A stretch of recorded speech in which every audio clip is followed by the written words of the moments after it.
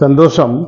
கற்றுக்கொண்டதை விட கற்றுக்கொள்பவைதான் வாழ்க்கையில் நமக்கு பலம் சேர்க்கும் என்கிறார்கள். ஒரு முறை மாணவர்கள் வாழ்க்கை கல்வியை போதிப்பதற்காக பல மாணவர்களை அழைத்து சொல்லிக் கொடுத்து கொண்டே இருந்தார்.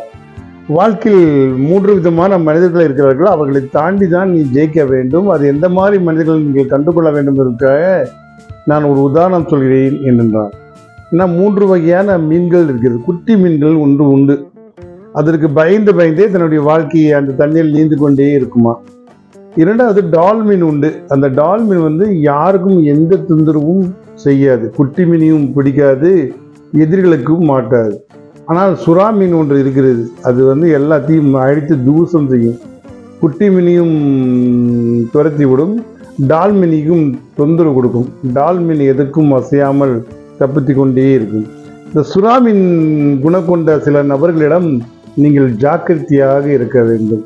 அவர்கள் எப்படியாவது உன்னை வாழ்க்கையில் தரம் தாழ்த்துவதற்கு தான் நம்மளுடைய வேலையாக இருக்கும். அந்த மனிதர்கள் நீங்கள் அடையாளக்கல்ல கொண்டு கொள்ள வேண்டும். டால்மீன் போன்ற நல்ல மனிதர்கள் வாழ்க்கையில் இருந்து கொண்டுதான் இருக்கிறார்கள். அந்த நல்லவர்களோடு நீங்கள் சேர்ந்தால் யாருக்கும் எந்த இடையூறு இல்லாமல் நீங்கள் உங்கள் பாதையை நகர்த்தி செல்லலாம். குட்டி மீன் போல் பயத்தோடவே சில வாழ்க்கை நகரும். அந்த பயமே இல்லாமல் டெய்லி பயத்தோடு வாழ்ந்தால் அந்த பயமே வாழ்க்கையாகி வெற்றி பெற முடியாது. பயம் இல்லாமல் எதிர்நீச்சல் போட்டு வாழ்க்கையில் ஜெயிக்க வேண்டும்.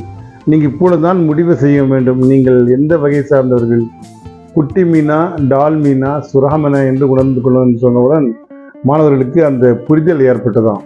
சில செயல்களை இந்த புரிதலோடு மாணவர்கள் சொல்லும்போது உள்வாங்கி கூட அந்த கதையோடு அவர்கள் அதை புரிந்து கொள்வார்கள்.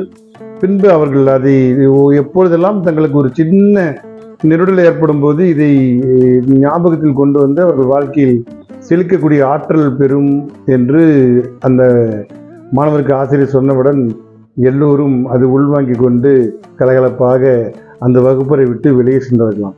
சில நேரங்களில் நாம் தான் இடம் கொள்ள வேண்டும். நம் குட்டி மீனா, டால் மீனா, சுறாமீனா புரிந்து கொண்டால் நம் வாழ்க்கை பாதை சிறப்பாக இருக்கும்.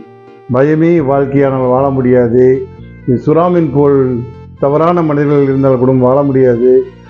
நல்ல எண்ணங்களோடு டால்மீன் போல் யாருக்கும் எந்த இடையூறு இல்லாமல் நாம் ஒன்று நம் வேலை ஒன்று சென்றால் அந்த வாழ்க்கையில் சிறப்பான அணுகுமுறையை மேற்கொள்ள முடியும் என்று சொன்னாராம்.